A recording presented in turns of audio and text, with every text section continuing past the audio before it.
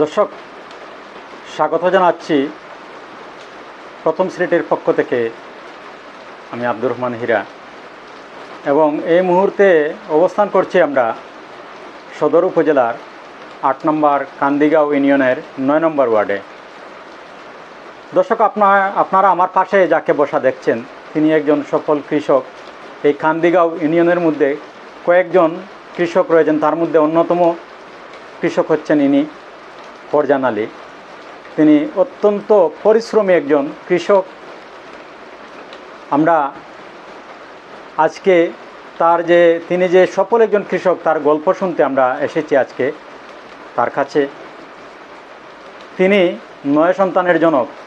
তিনি ৯ সন্তানদেরকে লেখাপড়া শিখিয়েছেন, জায়গা জমি করেছেন, ঘর দরজা তৈরি করেছেন শুধুমাত্র কৃষিকাজ করে।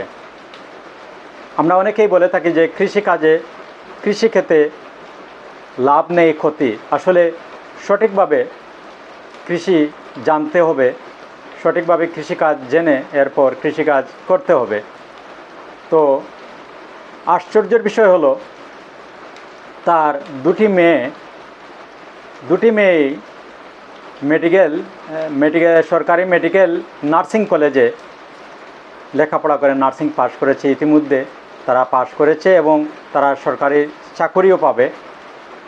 তারা সবেমাত্র নার্সিং পাশ করেছে সরকারি কলেজ থেকে, Sylhet medical college nursing college থেকে তারা নার্সিং পাশ করেছে এবং তিনি এখনও কৃষিকাজ করে যাচ্ছেন। তিনি প্রতি বছর 2 থেকে 2.5 লক্ষ টাকা সব খরচ করেও এখন পর্যন্ত তিনি ইনকাম করেন। তো আজকে আমরা তার সফলতার গল্প শুনব। কিভাবে সম্ভব যে কৃষিকাজ করে এত কিছু করা সম্ভব কিভাবে হলো, বাচ্চাদেরকে লেখাপড়া, জায়গা জমি কিনা এবং বাচ্চাদেরকে ভালোভাবে লেখাপড়া করা কিভাবে সম্ভব হলো এবং এখন পর্যন্ত তিনি কৃষিকাজ করেই যাচ্ছেন। আমরা আজকে ফরজান আলী ভাইয়ের সফলতার গল্প শুনবো। তো আপনারা প্রথম সিলেটের সাথে থাকুন। প্রথম সিলেট সবসময় ব্যতিক্রম কোনো কিছু